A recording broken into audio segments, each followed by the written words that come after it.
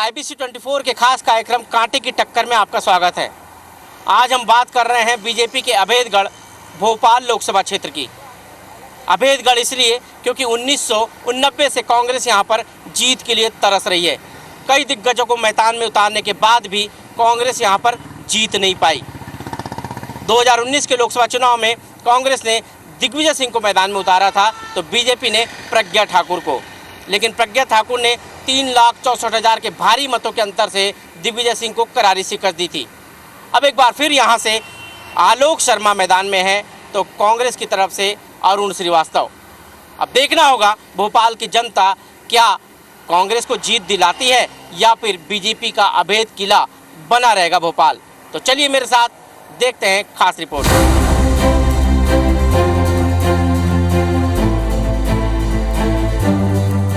IBC 24 के खास कार्यक्रम किसमें कितना है दम में हम भोपाल लोकसभा में पहुंच चुके हैं और भोपाल लोकसभा से कांग्रेस के प्रत्याशी है अरुण श्रीवास्तव। उनसे बातचीत कर रहे हैं क्योंकि वो ग्रामीण क्षेत्रों में जनसंपर्क कर रहे हैं इस वक्त, और अरुण जी से बातचीत करते हैं। अरुण जी, क्या लगता है इस चुनाव में मुद्दे क्या है और आप किन मुद्दों को लेकर जनता के बीच में जा रहे हैं?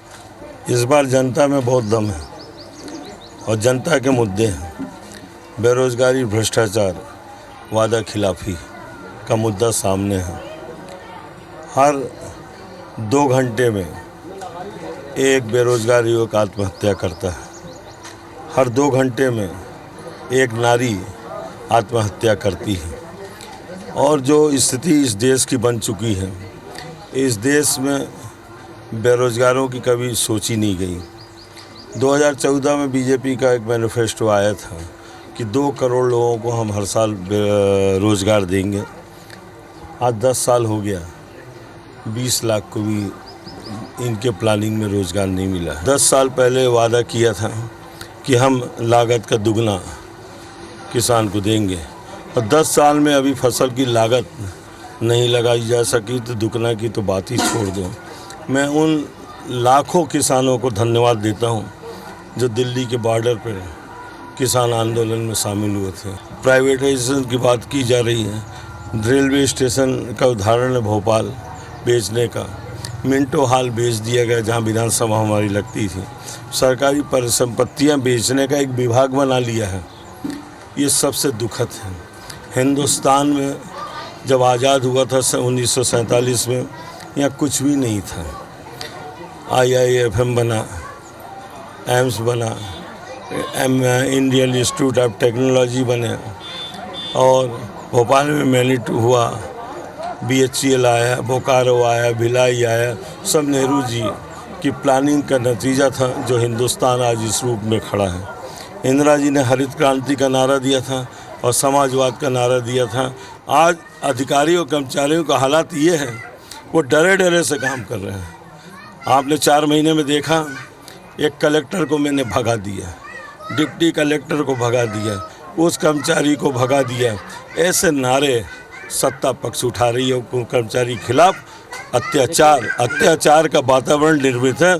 हमारा बैकबोन शासन का जो करता धरता है एम्प्लॉइज़ हैं, उनके ना तो OPS दिया, ना उनके लिए कोई 1 लाख कर्मचारी मध्य प्रदेश में बिना प्रमोशन के रिटायर हो गए। सर्वे देख ही लिया, इंडिया गठबंधन आगे है और जनता भी इंडिया गठबंधन के साथ है। कांग्रेस के साथ जनता हो चुकी है। भोपाल में कांग्रेस का कार्यकर्ता चुनाव लड़ रहा है और कांग्रेस का कार्यकर्ता चुनाव लड़ा रहे हैं। ये कार्यकर्ताओं का चुनाव है। ये रिकॉर्ड आप ब्रेक करेंगे भोपाल लोकसभा का कि लंबे समय बाद जो है कांग्रेस, आप दावा करेंगे कि कांग्रेस जीतेगी यहाँ पर? विशेषकर आखिरी 5 साल भोपाल ने सांसद को नहीं देखा और सांसद के कार्यों को नहीं देखा। सांसद क्या होता ये नहीं देखा। हिंदुस्तान की लोकसभा में कभी सांसद की आवाज़ उठते नहीं देखा। ये सब आक्रोश है। बेरोजगारी, भ्रष्टाचारी के विरुद्ध सांसद का आवाज़ नहीं देखा। भोपाल में हाई कोर्ट बेंच के लिए सांसद की कोई आवाज़ नहीं उठी और साथ में प्राइवेटाइजेशन के खिलाफ जब BHEL का निजीकरण की तरफ जा रहा है उसके खिलाफ सांसद ने कोई आवाज़ नहीं उठाया। ये आवाज़ जिस रोज टिकट मिला था मैंने पहले रोज से उठाया। और एक चीज़ मैं बता दूं, वो मेरे राजनीति का अंतिम दिन होगा जब मैं लोकसभा में भोपाल की जनता की आवाज़ नहीं उठाऊं। आवाज़ ना उठाना ही आवाज ना उठाना ही, आवाज नहीं उठाना ही उनकी विफलता होगी। भोपाल में जिसको 6 महीने पहले जनता ने रिजेक्ट कर दिया, जनता ने रिजेक्ट किया, चुना नहीं है, रिजेक्टेड माल फिर सामने ला दिए, फिर जनता रिजेक्ट कर देगी।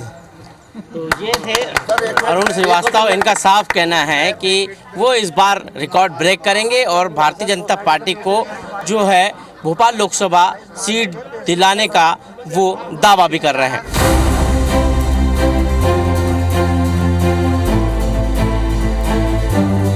हम इस वक्त भोपाल लोकसभा से बीजेपी प्रत्याशी आलोक शर्मा के साथ हैं। उनसे जानते हैं चुनावी मुद्दे और किस मुद्दे के साथ वो जनता के बीच जा रहे हैं। आलोक शर्मा जी, क्या मुद्दे लेकर आप जनता के बीच जा रहे हैं?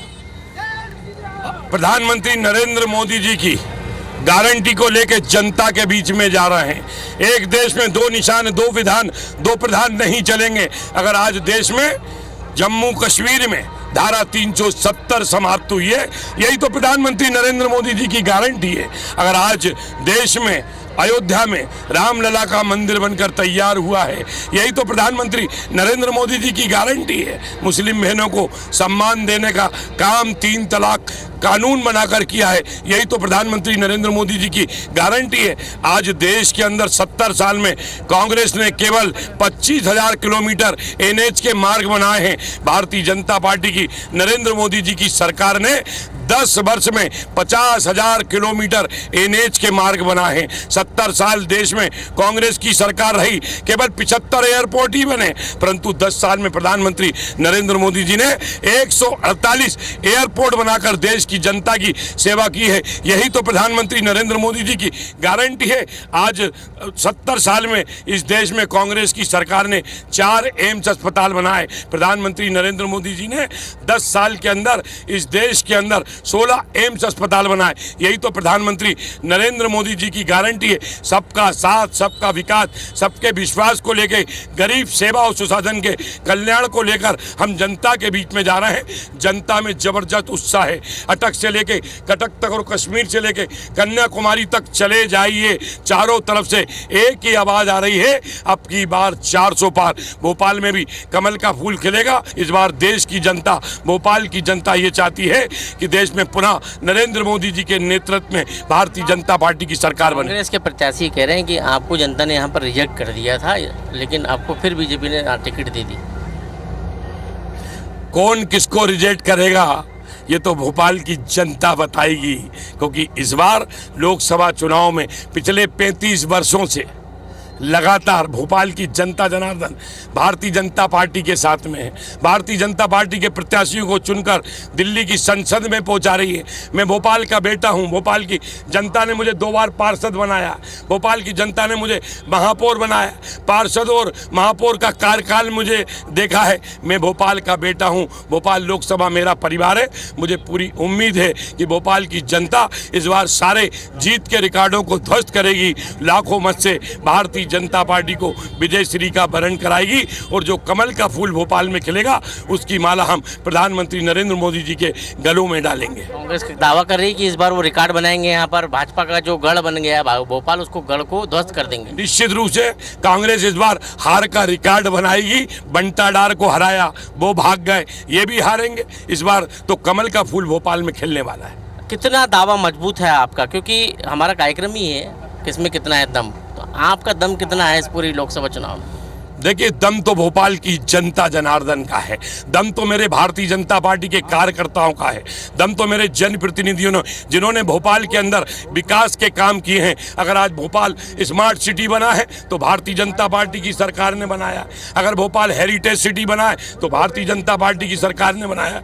भोपाल डिजिटल सिटी बना है, ग्लोबल सिटी बना है, मेट्रो सिटी बना है तो भारतीय जनता पार्टी की सरकार ने बनाया। भोपाल में कांग्रेस ने किया क्या? लाल घाटी का फ्लाईओवर भारतीय जनता जनता पार्टी की सरकार ने बनाया है। पुराने शहर और नए भोपाल को जोड़ने वाला कमला पार्क पे राजा भोज सेतु भारतीय जनता पार्टी की सरकार ने बनाया है। पॉलीटेक्निक से डिपो चौराहे तक smart road Bharatiya Janata party की सरकार ने बनाया है। होशंगाबाद रोड पे जाते हैं, जाम लगा रहता था 2-2 घंटे, अगर वहाँ पे वीर सावरकर सेतु बना है तो भारतीय जनता पार्टी की सरकार ने बनाया है। सुभाष नगर का फ्लाईओवर देख लिए, भोपाल की मेट्रो ट्रेन, कितनी बात करिए भोपाल को स्वच्छता में भारतीय जनता पार्टी की सरकार देश में दूसरे नंबर पर लेके आई। सबका साथ, सबका विकास, सबके विश्वास को लेके हम जनता के बीच में उतरे हैं। कांग्रेस हताशा और निराशा के दूर से गुजर रही है, कहीं कांग्रेस नहीं दिख रही। इस बार तो चुनाव में कांग्रेस को मतदान केंद्रों पे पोलिंग एजेंट तक नहीं मिलने वाले हैं, क्योंकि कांग्रेस के वरिष्ठ नेता पूर्व केंद्रीय मंत्री सुरेश पचौरी जी अपने पार्षदों के साथ, अपने पूर्व महापौर के साथ हमारे भारतीय जनता पार्टी में आ गए हैं।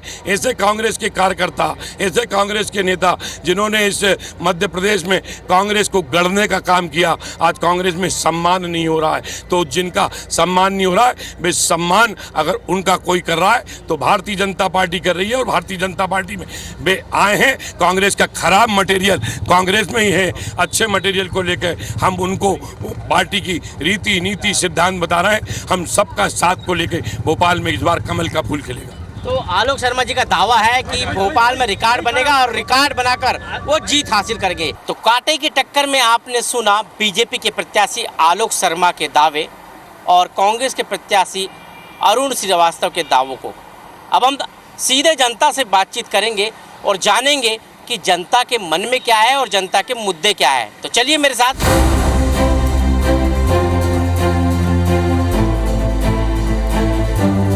जैसा कि हम जानते हैं कि मध्य प्रदेश जो है वो भारत का हृदय स्थल है और भारत का जो हृदय है, दिल है, उसमें मोदी जी हैं। तो मुझे लगता है कि एक तरफा ये रहने वाला है पूरे देश में और भोपाल की जनता भी बता देगी कि जिसने संरक्षित किया है यहाँ की संस्कृति को, यहाँ की सनातन जो सभ्यता है उसको, उसके लिए पूरा देश वोट कर रहा है। भोपाल उससे अछूता कैसे रहेगा। तो मुझे लगता है कि आने वाले 4 जून को हम देखेंगे कि निश्चित ही पूरे देश में जो एक मोदी लहर चल रही है वो भोपाल में भी दिखेगी और एक उफान जो सनातनियों का है वो मुझे लगता है कि भोपाल में भी उसकी एक छाप, एक धमक दिखेगी। देखिए, पहली चीज़ तो ये जनता से मेरी ये निवेदन है कि भाई साहब सारे लोग निकल के वोट करें, जिसे भी वोट देना है ना बटन दबा के आएँ, ताकि भोपाल में 100% वोट दिखाई दे। इसके बाद आपके हाथ में है कि आप अपना वोट किसे दे रहे हैं। दिमाग लगाएं, ये देखें कि आपके लिए, आपके शहर के लिए, आपके देश के लिए कौन ज़रूरी है और उस पर आप वोट दें। तो 100% वोटिंग रखें और अपने आप से पूछें कि मुझे किसको वोट देना चाहिए। अगर आपको लगता है कि देश को, दुनिया को मोदी जी आगे ले जा रहे हैं तो आपका वोट मोदी जी को जाना चाहिए। तो अगर आप बीजेपी को वोट देते हैं तो ये ना सोचें कि मेरा लोकल कैंडिडेट कौन है, ये वोट सीधा मोदी जी को जा रहा है, तो उन्हें वोट दें। अगर आपको लगता है कि मेरे क्षेत्र में ये सांसद काम करने वाला है, उसको वोट दें। लेकिन अपील है, मेरा सिंपल सा बोलना है कि वोट ज़रूर दें। इस बार विकास को देख के और इस बार नई वैकेंसियाँ आए, इस बार पटवारी भी अच्छे से रोकने के बाद भी वैकेंसी दे दी, अपना वो भी कर जॉइनिंग भी मिल चुकी है बहुत से लोगों को। तो युवा लोग तो ज़्यादातर अपनी जॉब को लेकर ही देंगे और बाकी 40 साल 50 साल से ऊपर वाले विकास के लिए देंगे वोट। देश को आगे तो मोदी जी ही बढ़ा रहे हैं, सारी मैं अपना मीटिंगें भी मोदी जी ही कर रहे हैं, विकास तो मोदी जी कर रहा है। हम तो गाड़ी चलाते हैं, फिर भी हमें लग रहा है कि कुछ तो काम है किया है, सड़के अड़के से सबसे लेके।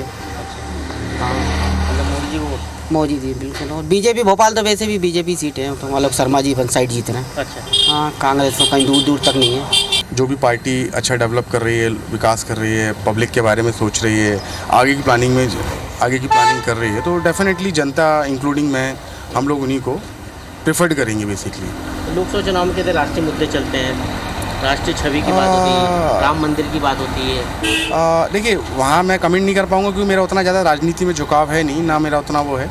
लेकिन डेफिनेटली यहाँ बात विकास की है और मेरे को ऐसा लगता है कि विकास सभी को पसंद है और सभी लोग जो है कर रहा है। विकास लाइक ये तो खैर आपने क्वेश्चन बड़ा वैसा कर लिया है, बट अभी जो करंट गवर्नमेंट है उसका विकास सभी को दिख रहा है। रोडों का इंफ्रास्ट्रक्चर काफ़ी अच्छा हो रहा है, इलेक्ट्रिसिटीज़, डेवलपमेंट्स। हमारे खास कार्यक्रम कांटे की टक्कर में आपने जाना भोपाल के प्रत्याशियों के बारे में, प्रत्याशियों के वादे, उनके दावे भी सुने और जनता की बात भी सुनी। अब जनता देखना होगा 7 मई को किसकी किस्मत ईवीएम में कैद करती है। तब तक के लिए बने रहिए IBC 24 के साथ। नमस्कार।